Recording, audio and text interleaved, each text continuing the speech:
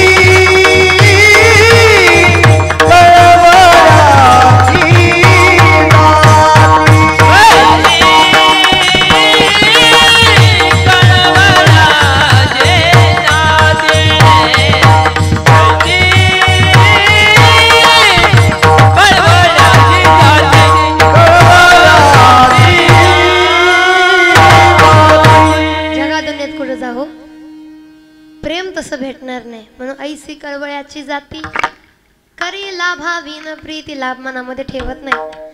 आज एवढं उच्च शिक्षित परिवार आहेत हो, त्यांच्या घरातले पदव्या सांगायला गेल्यानंतर मला सुद्धा नवल वाटलं. कोण अधिकारी आहे, कोणी रेल्वे कोण ड्रायव्हर होतं, कोण PSI होतं, कोण मुख्याध्यापक होतं, कोण आहेत, कोण शिक्षक आहेत, कोण पोलीस आहे. अगदीच सगळी त्यांनी सांगितलं, पण मला सगळ्यांचा नामोल्लेख करता येणार नाही. सांगू तुम्हाला, या घडवणारा पाया म्हणजे इथं होता बरं का. आणि जेव्हा सांगायला लागले आईंबद्दल, जेव्हा सांगायला लागले ना, तर महादेव काकांच्या डोळ्यामध्ये पाणी आलं.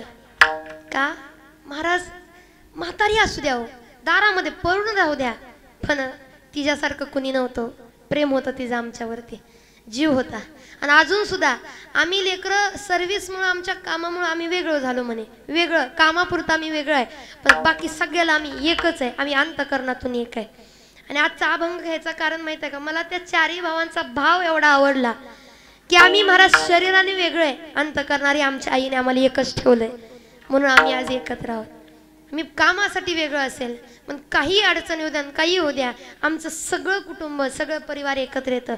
40 लोकांचं परिवार आहे, एवढा मोठा परिवार आहे त्यांचा, आणि एवढं सगळं एकत्र येऊन आज एवढं सगळं करत आहेत. अहो इथं 4 लेकरं आहेत त्यांची, 4ही लेकरं एकत्र येऊन करत आहेत. 2 लेकरं असली तर दोघात भांडणं होतात, तू करतो का मी करतो.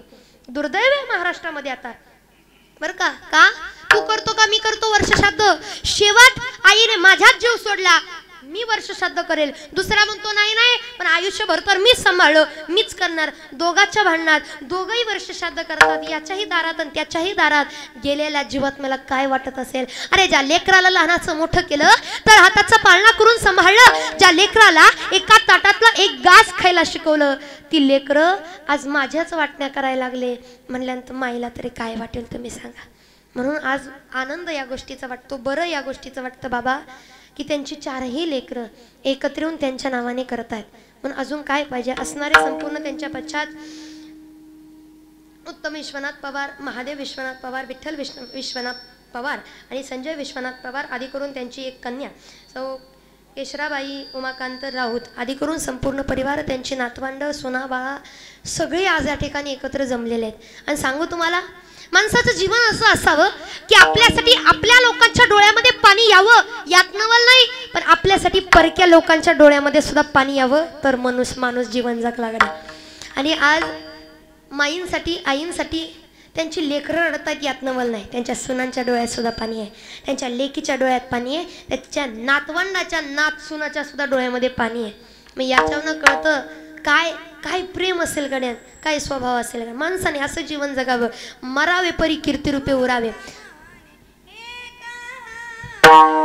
मरणेची सरे तू का मरे का, मरणेची सरे तू का मरे का, मरणेची सरे तू का मरे का.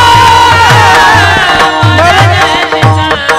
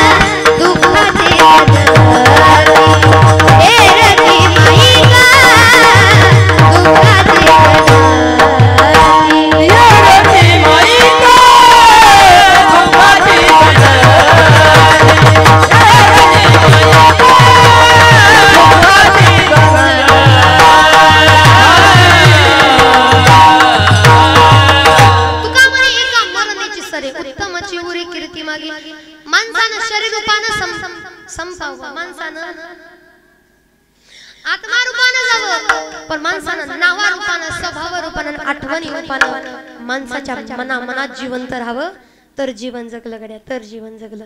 म्हणून आईंचं जीवन फार अगदीच सांगायला आपल्याला वेळ नाही, पण फार या ठिकाणी एवढं सगळं परिवार त्यांच्यासाठी करतायत. आज सुंदर अशी साथ दिला आमच्या ऋषिकेश दादाची सुंदर अशी संस्था, दहेगावची सुंदर अशी संस्था या ठिकाणी उपस्थित आहेत. आधी करून संपूर्ण आपले गायनाचार्य बाळू महाराज आहेत, अनिल महाराज, ज्यांच्यामुळे इथं येण्याचा योग आला. आमच्या सिद्धीताई या ठिकाणी आहेत. तशा सिद्धीताईंचा आमचा स्वभाव असा आहे की त्या मला सुद्धा कीर्तन करू देत नाहीत. त्यांचं ते चालीच म्हणायचं चाललेलं असतं. पण आज जरा कुठलाच माईक त्यांच्याजवळ गेला तर चाललं ना, तर माईकच म्हणते तुम्ही गप्प बसा, कीर्तन करू द्या, वेळ झाला आहे.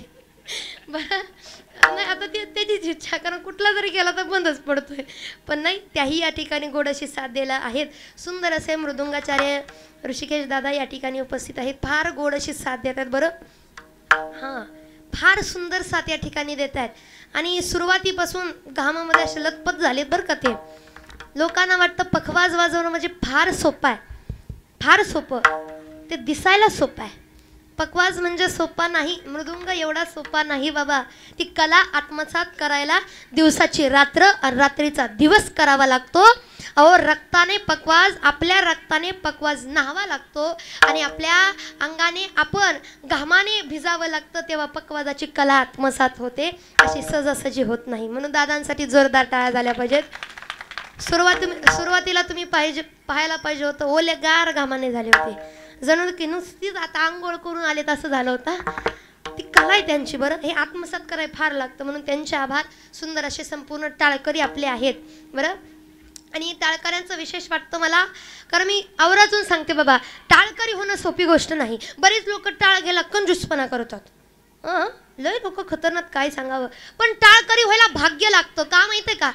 एखादी डिग्री सहज मिळवू शकतो, एखादं पद सहज मिळवू शकतो. आता तर आमदार खासदार होणं पण सोपं झालं बरं का. आता काही गोष्टी सहज मिळू शकतो, पण कीर्तनामध्ये टाळ घेऊन उभा राहायला सहज होत नाही बाबा. कीर्तनामध्ये टाळ घेऊन उभा राहायला आमचे गुरुजी आम्हाला सांगतात 10 जन्म पुण्यवान जीवात्म्याचे घ्यावे लागतात, तेव्हा एका जन्मामध्ये गळ्यामध्ये कीर्तनाचा टाळ पडतो. सहजासहजी गळ्यामध्ये टाळ पडत नाही. म्हणून ही लेकरं भाग्यवान आहेत बरं का. आणि अशा लेकरांना पाहून असं म्हणू वाटतं की धन्य त्याची माता, धन्य त्याचा पिता. बरं का माहित आहे का? कारण ही लेकरं भाग्यवान आहेत. कुळी कन्या पुत्र होती जे सात्विक अंता, याचा हारिक वाटे देवा. सुंदर असे साथ करणारी लेकरं आहेत या ठिकाणी. विनेकरी बाबा, आधी करून संपूर्ण मंडळी